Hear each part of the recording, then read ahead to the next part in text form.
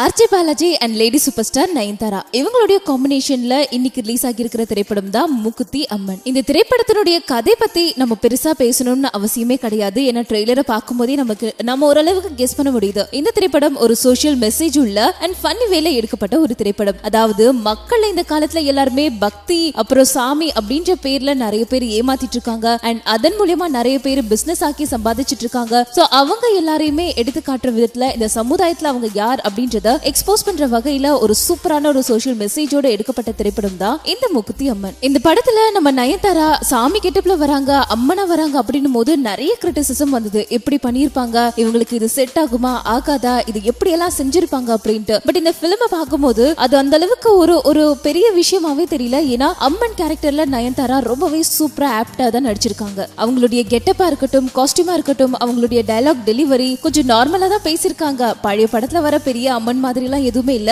ரொம்பவே சிம்பிளா நார்மலா அவங்களுடைய டயலாக்ஸ் இருக்கும். அது மட்டும் கிடையாது, யாருக்குமே இப்படி ஒரு ஓவர் ஆக்டிங் ஓவர் கெட்டப் அந்த மாதிரி எந்த ஒரு ஃபீலிங்கே இல்லாத அளவுக்கு ரொம்பவே நேச்சுரலா நயன்தாரா நடிச்சிருக்காங்க. அவங்களுடைய நடிப்பு பத்தி நம்ம சொல்லவே தேவையில்ல, சூப்பரா நடிப்பாங்க. பட் இந்த படத்திலையும் செம்மையாவே நடிச்சிருக்காங்க. அடுத்தது ஆர்ஜே பாலாஜி. இந்த படத்துல முழுக்க பாத்துக்கிட்டீங்கன்னா அவர் சீரியஸ் கேரக்டர் தான் பண்ணிருக்காரு. அவர் காமெடி கேரக்டரே பண்ணல. பட் அவர் பண்ற விதங்கள் எல்லாமே காமெடி வேலை இருக்கு. இந்த படத்துல ஆர்ஜே பாலாஜி ஒரு சாதாரண டிவி ரிப்போர்ட்டரா இருக்காரு. 6 வருஷமா ஒரு நிலத்தை 11 ஏக்கர் நிலத்தை ஒரு சாமியார் எடுக்க பாக்குறாரு. சோ அந்த நிலத்தை எப்படியாவது மக்கள் மத்தியில கொண்டு போகணும், அதை எப்படியாவது நம்ம சரி பண்ணணும் அப்படின்ற நோக்கத்துல 6 வருஷமா கஷ்டப்பட்டு இருக்காரு. பட் அந்த டிவில யாருமே அதை பத்தி பாக்குறதே இல்ல, கண்டுக்காம இருந்திருக்காங்க. அவங்க அப்பா ஓடி போயிடுறாரு. அவங்களுக்கு 3 தங்கச்சிங்க இருக்காங்க. அந்த தங்கச்சிங்களை வளர்க்கணும், குடும்ப பாரம் மொத்தம் அவருடைய தலையில தான் இருக்கு. சோ இந்த மாதிரி எல்லா விஷயத்தையும் அது பார்த்து அவர் ரொம்ப டயர்ட் ஆகிதான் கடைசியில கோவிலுக்கு போயிட்டு குடும்பத்தோட மூக்குத்தி அம்மன் கோவிலுக்கு போயிட்டு நான் ரொம்ப டயர்ட் ஆகிட்டேன், ஏதாவது ஒரு நல்லது பண்ணுங்க,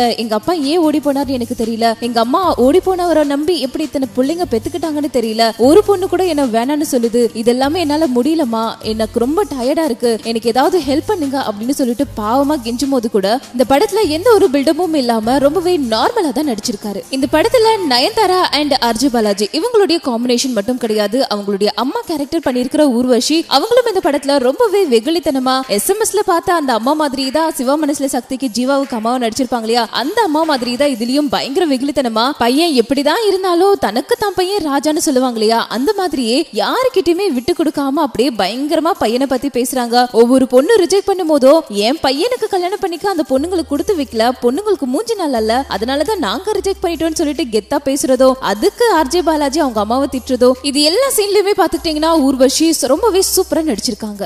இந்த ஆர்ஜே பாலாஜி ஒரு கட்டத்துக்கு மேல பயங்கரமா வெக்ஸ் ஆகி இப்படி எல்லா லைஃப்லயுமே தோத்து போய் டயர்ட் ஆகும் போது இந்த மாதிரி ஒரு 4 பிள்ளைங்களை பெத்திருக்கீங்களே, உங்களுக்கு வளர்க்க தெரியாம எதுக்கு பெத்துக்கிட்டீங்க, நீங்க ஒரு அம்மாவா என்ன செஞ்சிருக்கீங்க அப்படின்னு கேட்கும் போது, தப்புதான்ப்பா, நான் பிள்ளைங்களை பெத்துக்கிட்டேன், ஆனா எனக்கு வளர்க்க தெரியல, எல்லாம் அதுங்களா வளர்த்துக்குச்சு, என் பெரிய பொண்ணை நான் அவளுடைய படிப்பு நிறுத்தி வாழ்க்கையை நாசம் பண்ணிட்டேன், மத்த பொண்ணுங்களுக்கு கிடைச்ச வாழ்க்கை என் பெரிய பொண்ணுக்கு கிடைக்காம போயிடுச்சுன்னு ஃபீல் பண்ணும் போதோ, சொத்துதான் சேர்த்து வைக்கல, பிள்ளைங்களையாவது நிறைய பெத்துக்கிட்டா ஒருத்தருக்கு ஒருத்தர் நான் இல்லாத போது கூட நீங்க எல்லாரும் ஒத்துமையா இருப்பீங்க, ஒருத்தருக்கு ஒருத்தர் உதவியா இருப்பீங்க, அதனாலதான்ப்பா 4 பிள்ளைய பெத்துக்கிட்ட அப்படின்னு சொல்லும் போதோ அந்த சின்ன சின்ன இடங்கள்ல கொஞ்சம் எமோஷனலா நடிச்சிருக்காங்க. அண்ட் மக்களுக்கு புரிய வைக்கணும் அப்படின்றதுக்காக சாமியார பேட்டி எடுக்கும் போது சாமியாருங்க எப்படி இருக்காங்க, நாம எதுவும் குரான் படிக்கல, பைபிள் படிக்கல, கீதா படிக்கல அப்படின்றதுக்காக நமக்கு தெரியாத ஒரு விஷயத்த அவங்க பேசி அதுக்கு அவங்களே அர்த்தம் சொல்லிக்கிறது, இதெல்லாம் தான் சாமியார் பண்ணிட்டு இருக்காங்கன்னு சொல்றது மட்டும் இல்லாம சாமியாருங்க இப்படிதான் சொத்து சேர்த்துட்டு இருக்காங்க, மத்தவங்க குடும்பத்தை விட்டு வாழ்றாங்களே தவிர அவங்க குடும்பத்தை யாரும் விட்டு கொடுத்தது இல்லைன்னு அந்த இன்டர்வியூலயே சாமியார செம்மையா மக்கள் முன்னாடி போட்டு கொடுத்திருக்காரு. அது மட்டும் இல்ல,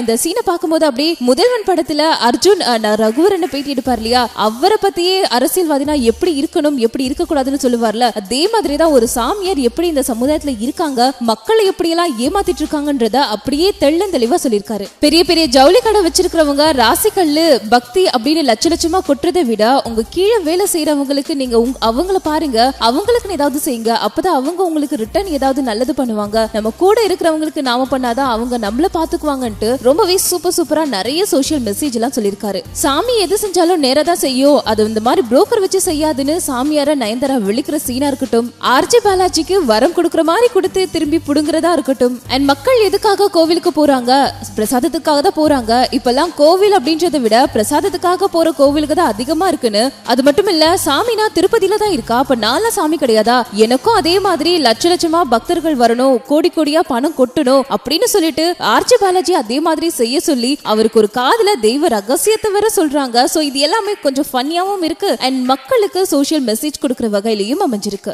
இது மட்டும் கிடையாது, இன்னும் நம்ம சமுதாயத்துல நடக்கிற சில விஷயங்களை பயங்கரமா ஆர்ஜே பாலாஜி கலாச்சிருக்காரு. அதாவது இப்போ ரீசெண்டா wedding photo collection, pre photo shoot, இப்படி மாதிரி பல கூத்து நடந்துட்டு இருக்கு இல்லையா. சோ சில பேர் நல்லா தான் பண்றாங்க, பட் பல பேர் இத வேற மாதிரி அப்படியே பயங்கரமா என்னென்னமோ பண்ணிட்டு இருக்காங்க இல்லையா. அது எல்லாமே பயங்கரமா வச்சு கலாச்சிருக்காரு. அண்ட் இந்த படத்துல மயில்சாமி பாட்டு பாடி சித்தர் அப்படின்னு ஒரு கேரக்டரை பண்ணிருக்காரு. அதாவது பாட்டு பாடி அவருக்கு பேச்சே வராது, ஆனா மியூசிக் போட்டே அப்படியே சாமியை கும்பிடுறாராம். இது எதுக்காகனா இப்போ ஒரு மியூசிக் ஜோசியர் அப்படின்னு சொல்லிட்டு ஒருத்தர் வந்தார் இல்லையா, அவரை கலாய்க்கிற மாதிரி தான் இப்போ இந்த ஒரு கேரக்டரை வச்சிருக்காங்க. அண்ட் இந்த படத்துல அம்மன் ஃபைட் எல்லாம் வேற பண்ணிருக்காங்க. ஃபர்ஸ்ட் டைமா ஒரு அம்மன் பிலிம்ல ஃபைட், அதுவும் ரவுடிங்க கூட ஃபைட் அப்படின்றது இந்த படத்துல தான் இருக்குன்னு நினைக்கிறேன். அண்ட் ஓவரால் இந்த படத்துல சொல்லப்பட்ட மெசேஜ் என்னன்னா, நம்ம எல்லாருமே கடவுளால தேர்ந்தெடுக்கப்பட்ட குழந்தைகள், கடவுளால படைக்கப்பட்ட குழந்தைகள். அதனால நமக்கு ஒரு பிரச்சனைனா அதை நாமளே தான் தீர்த்துக்கணும் அப்படின்ற ஒரு மெசேஜ் தான் ஆர்ஜே பாலாஜி இந்த படம் மூலமா சொல்லியிருக்காரு. இந்த படத்துக்கு மியூசிக் பாத்துக்கிட்டீங்கன்னா அந்த அம்மன் வர அந்த இன்ட்ரோ சீன் எல்லாம் செம்மையா பண்ணிருக்காங்க. அதுக்கேத்த மாதிரியே சூப்பரா மியூசிக் கொடுத்திருக்காங்க. சோ ஓவரால் பார்க்க போனா